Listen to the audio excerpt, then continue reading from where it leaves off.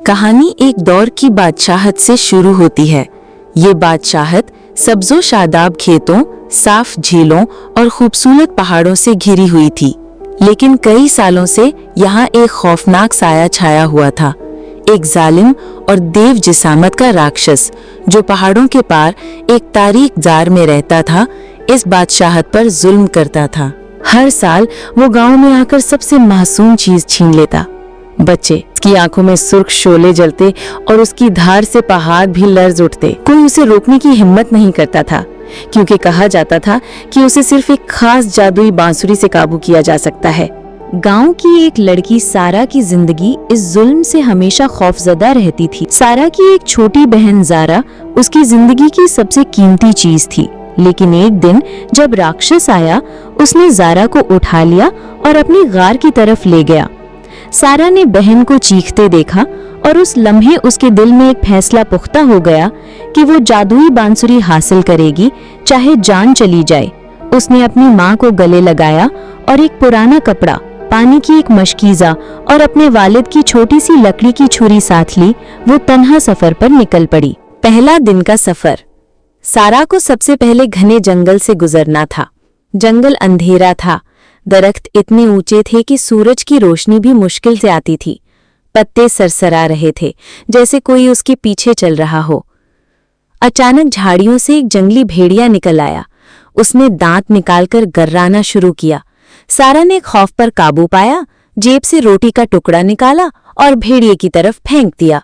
भेड़िया रुक गया, रोटी सूंघी और फिर अंधेरे में गुम हो गया। सारा ने शुक्र अदा किया और आगे बढ़ गई। दूसरा दिन का सफर।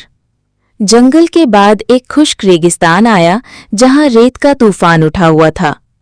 दिन में धूप आंखें जला देती और रात को ठंड हड्डियों में उतर जाती। सारा ने अपनी चादर से चेहरा ढांपा और सितारों की रोशनी से सिमत पहचानती रही। कई घंटे चलने के बाद उसे एक पुराना कुआं मिला। उसमें से ठंडा पानी निकाला और थोड़ी देर आराम किया। तीसरा दिन का सफर।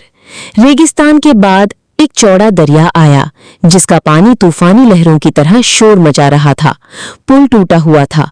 सारा ने लकड़ी के टुकड़ों से एक छोटी बेड़ी बनाई और दरिया पार करने की कोशिश की। बीच में अचानक एक बड़ी मछली ने बेड़ी को धक्का दिया, लेकिन सारा ने छुरी से रस्सी काटकर बेड़ी को आजाद किया और बमुश्किल किनारे तक पहुंच गई। जजीरे का सफर। आखिरकार सारा समंदर के किनारे पहुंची। यहां से उसे जजीरे तक पहुंचना था। एक छोटी कश्ती में सवार होकर वो समंदर में उतरी, लेकिन आधे रास्ते में काले बादल छा गए और समंदर में तूफान आ गया। लहरें कश्ती को ऊपर नीचे उछालने लगीं।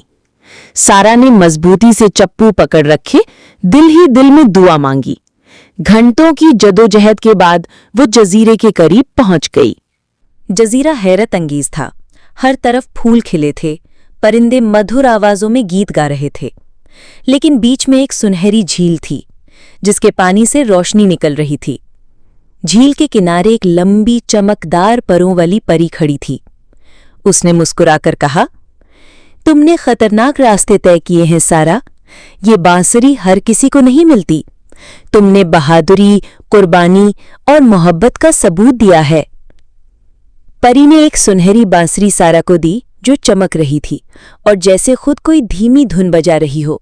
सारा 2 दिन के सफर के बाद वापस गांव पहुंची। उसी दिन राक्षस बच्चों को लेने आया। उसके कदमों की गूंज से जमीन कांपने लगी।